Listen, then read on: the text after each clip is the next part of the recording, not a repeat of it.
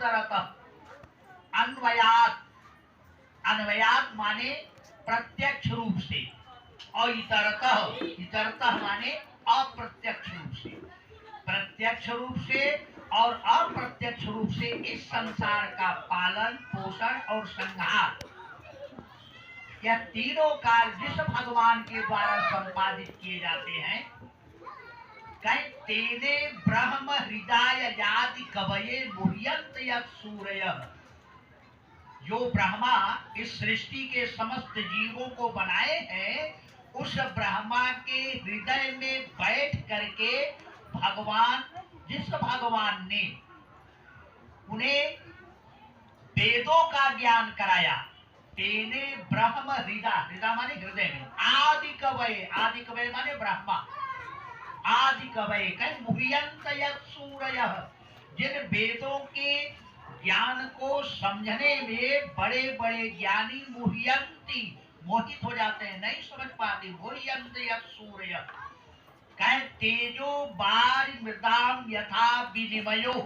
यत्र त्रिसर्गो मृथा, जिस प्रकार से बारी मृदाम, सूर्य की किरणें जब बालू पर पड़ती हैं, यह दृश्य विशेष करके राजस्थान में दिखाई पड़ता है, वहां बालू बालू है, रेत हर जगह।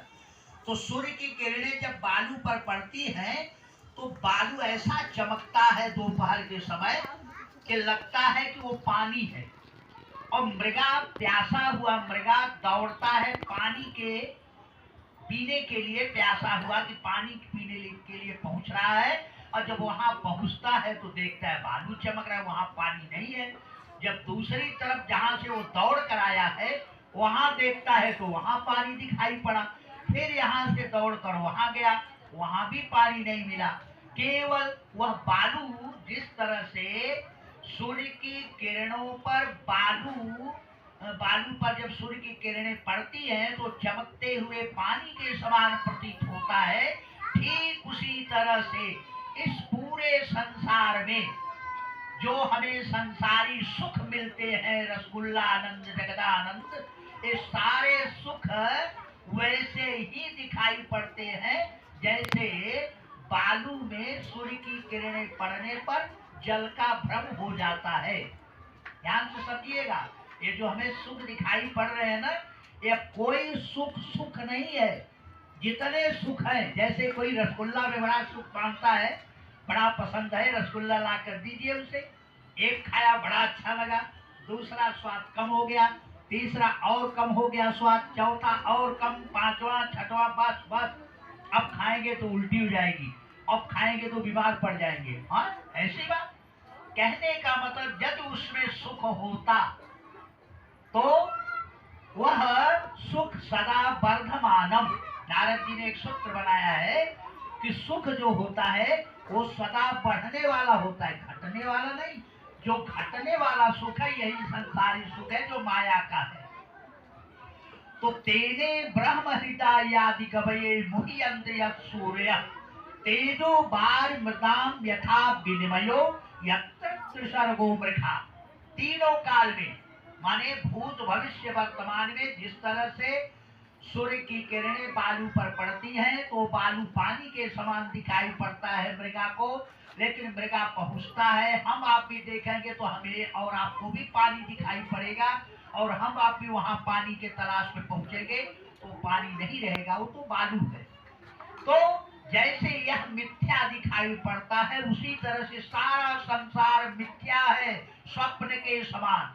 जैसे जब हम स्वप्न देखते हैं तो बिल्कुल सही लगता है, कोई गला काट रहा है, कोई दौड़ा रहा है, शेर दहाड़ रहा है, तो हम डर करके भागते हैं, भाग भी नहीं पाते स्वप्न में, और जब उसी समय संयोगवश आंख खुल गई और ठीक है बच्चे हैं, बच गए। ठीक उसी तरह से यह संसार जो है यह भ्रमात्मक है। तेने ब्रह्म हृदय आदि कवये मुह्यन्त यत् सूरयः तेजो बार मृताम यथा विनिमयो, विनिमयो माने अदला बदली, यत्र त्रिसर्गो मृथा, तीनों काल में भूत भविष्य वर्तमान में मृथा है, झूठा है।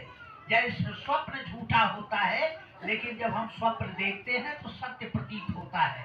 ठीक उसी तरह से संसार झूठा है, और जिस दिन हम आप जाग जाए माने यही जग जामिनी जाग ही जोगी, बिरत बिरंच प्रपंच वियोगी। तुलसीदास ने रामायण में लिखा कि मोह निशा सब सोवनिहारा, और देखा सपन अनेक प्रकारा। ये मोह रूपी रात्रि में हम लोग सो रहे हैं, जागे नहीं है, जाग रहे हैं, दिखाई पड़ रहा है कि जाग रहे हैं, लेकिन जागे नहीं, तो सो रहे हैं मोह रूपी रात्रि में। और यदि जाग गए और फिर क्या पूछना है, तब तो फिर हम सबको मिथ्या समझेंगे स्वप्न के समान है यह संसार। भगवान शंकर कहते हैं माता पार्वती से, क्यों मां कहूं मैं अनुभव अपना, सत हरि भजन जगत सब सपना। सत्य तो केवल एक भगवान का वचन है, भजन है, उनकी भक्ति है, और सारा संसार सपना के भांति मिथ्या है। मिथ्या है संसार, लेकिन स्वप्न के समान देखने में सत्य लगता है। जासु सत्यता ते जड़ माया, भाष्य सत्य जीव मोह सहाया। जिस भगवान की सत्ता से यह मिथ्या संसार सत्यवत प्रतीत होता है, वही भगवान इस संसार के रचनाकार है, उसके पालन करता है, उसके संहार करता है। और उसी भगवान ने ब्रह्मा के हृदय में बैठ करके वेदों का ज्ञान कराया। कह धामना स्वेन सदा निरस्त कुहकम, जो अपने दिव्य धाम गोलोक में विद्यमान रहते हुए वहां पर कण कण में व्याप्त है। कोई ऐसा वस्तु नहीं, कोई ऐसा स्थान नहीं, कोई ऐसा जीव नहीं, कोई ऐसा प्राणी नहीं, कोई ऐसा जगह नहीं जहां भगवान न हो। भगवान राम जब वन में गए थे तो वाल्मीकि ऋषि से कहा कि मैं कहाँ रहूं, तो वाल्मीकि ने क्या कहा था, वाल्मीकि मुनि ने, उन्होंने कहा कि जह न हो तह रहनि कहूं, तुम ही दिखाओ उठाओ। हे प्रभु आप कहाँ नहीं हैं, वही स्थान बता दीजिए, वही स्थान में बता दूं कि आप वही रहिए। कोई ऐसा स्थान ही नहीं जहां भगवान न हो। तो जब भगवान सर्वत्र है, हर जगह व्याप्त है, कण कण में व्याप्त है, लेकिन हम भगवान को तब तक नहीं देख पाएंगे जब तक माया हमारे ऊपर रहेगी। माया के कारण हम भगवान को नहीं देख पा रहे। भगवान सर्वत्र है, लेकिन हम देख नहीं पा रहे क्योंकि हम माया के वशीभूत है, माया का पर्दा पड़ा है। जैसे आंख जो है सूर्य का अंश है, लेकिन ये आंख सूर्य को कब देखेगा, जब बादल हट जाए। सूर्य उदय हुआ है, आकाश में है, लेकिन हम नहीं देख पा रहे हैं। बादल हट गया, हम सूर्य को देख लिए, ये आंख जो है सूर्य को देख लिया। सूर्य का अंश से आंख है। वेद में एक मंत्र लिखा है, चंद्रमा मनसो जाता चक्षो सूर्यो रजायत। ये आंख जो है सूर्य का अंश है, लेकिन सूर्य का अंश होने के बाद भी आंख अपने अंशी सूर्य को नहीं देख पाता। क्यों नहीं देख पाता, क्योंकि बादल है, बादल हट गया, आंख रूपी अंश अपने अंशी रूपी भगवान सूर्य को देख लिया। ठीक उसी तरह से यह जीवात्मा भगवान का अंश है, इसके अंशी भगवान है, लेकिन माया रूपी बादल छाया हुआ है, इसलिए अपने अंशी भगवान को नहीं देख पा रहा, केवल बादल को देख रहा है, अर्थात माया को देख रहा है। माया का पर्दा पड़ा है, जो ही माया का पर्दा हट जाए हम भगवान को देख लेंगे। तो धामना स्वेन सदा निरस्त कुहकम, कुहकम माने माया, सदा निरस्त कुहकम माने हमेशा के लिए माया को समाप्त करने वाले केवल एक भगवान है, क्योंकि भगवान मायापति है और हम माया के गुलाम हैं। भगवान मायाधीश है, हम मायाधीन हैं। सत्यम परम धीमहि, बताइए वेद व्यास ने नहीं कहा कृष्णम परम धीमहि, राम ऐसा नहीं कहा, उन्होंने कहा सत्यम परम धीमहि, मैं सत्य का ध्यान करता हूं। अर्थात सत्य कौन है, सत्यव्रतम सत्यव्रतम च सत्यम सत्यस्य योनिं निहितं च सत्ये सत्यस्य सत्यात्मक सत्यनेत्रम सत्यात्मकं तां शरणं प्रपन्नाः।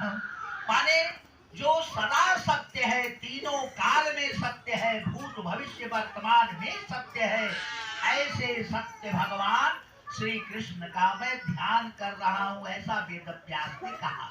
लेकिन नाम नहीं दिया श्री कृष्ण, कहते सत्यम परम धीमहि। फिर दूसरे मंगलाचरण के श्लोक में कह रहे हैं धर्म प्रोचित कय तपोप परमो निर्मत्सराणाम सताम वेद्यम वास्तव वस्तुमत्र शिवदम तापत्रयोन्मूलनम श्रीमद्भागवते महामुनि कृते किं वा परैरीश्वरः सद्यो हृद्यवरुद्धते त्रिकटभिः शुश्रूषते तत्क्षणात्। अब दूसरे श्लोक में वेदव्यास कह रहे हैं धर्म प्रोक्षित। प्रोक्षित का मतलब इसमें नहीं है, प्रोक्षित माने इसमें से निकल गया है। किस कौन सी चीज निकल गया? धर्म, अर्थ, धर्म, काम, मोक्ष, ये चारों ये भागवत में नहीं है। मोक्ष नहीं है, हाँ नहीं है। अरे तो हम लोग एक कथा सुन रहे तो मोक्ष नहीं मिलेगा? हाँ नहीं मिलेगा। अरे हम मोक्ष के लिए तो ये कथा सुन रहे नहीं, ध्यान दीजिए, मोक्ष कभी भी भगवान से मत मांगिएगा। मोक्ष बहुत ही खतरनाक है। आगे चल करके कथा में जब हम समझाएंगे तब समझ में आएगा। गरीब मोक्ष इतना खतरनाक है, तो हम लोग तो बस यही जानते थे कि हे भगवान हमें मोक्ष दे दो, हे भगवान हमें मुक्ति दे दो। मुक्ति का दूसरा नाम मोक्ष है, मोक्ष को ही मुक्ति कहते हैं। मुक्ति और मोक्ष भूल करके कभी भी मत मांगिए भगवान से।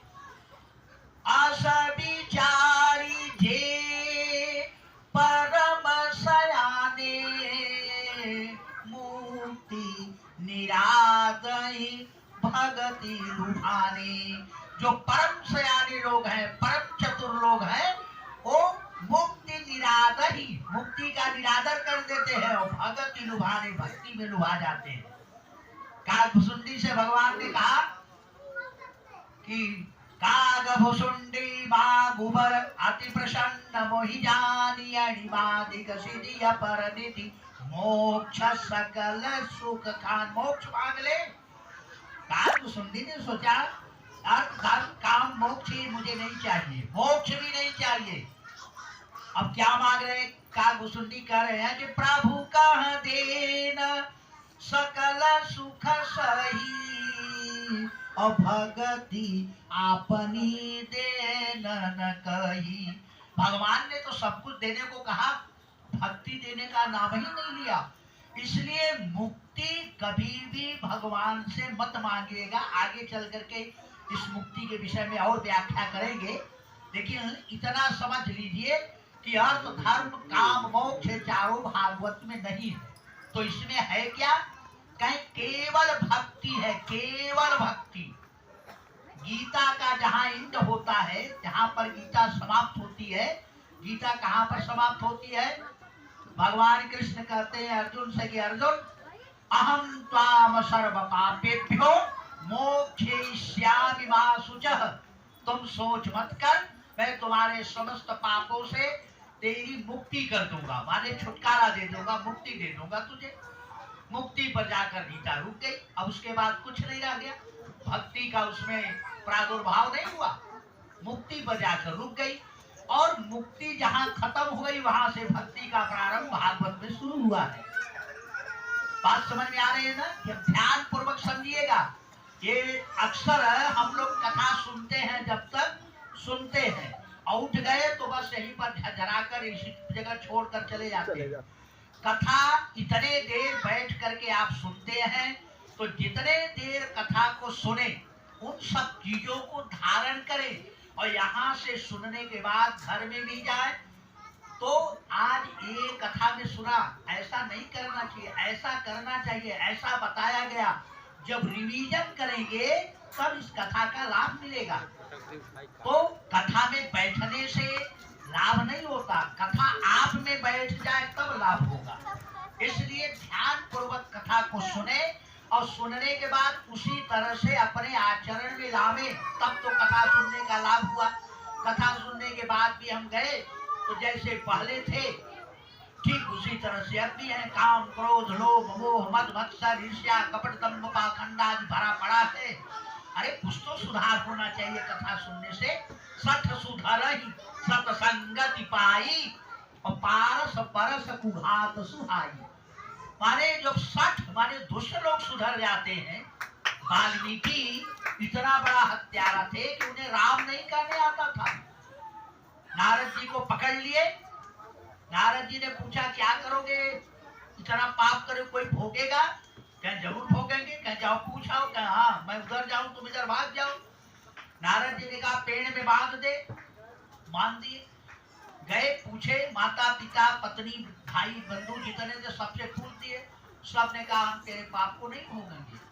आए कहें तो कोई नहीं भोगेगा। कहें तब पाप से छुटकारा कैसे मिलेगा? नारद जी ने कहा राम राम कहो। कहे तो मुझे कहने नहीं आता। अब ध्यान तो समझिएगा, वाल्मीकि से तो हम लोग अच्छे हैं कि राम राम कह ले रहे हैं। वाल्मीकि को राम भी नहीं कहने आता था। तो नारद जी ने कहा क्या कहने आता है तुझे? क्या मैं तो यही कहता था वो मरा वो मरा वो मरा। कह मरा कहने आता है ना? कहा अरे कह तो अच्छा है, मरा मरा बोल। मरा मरा बोलते बोलते राम राम आने लगेगा। कोई भी मरा मरा बोले, मरा मरा मरा मरा मरा मरा मरा मरा मरा आएगा कि नहीं आएगा? तो राम बिहाय मरा जपते बिगड़ी सुधरी कभी कोटि लहू की।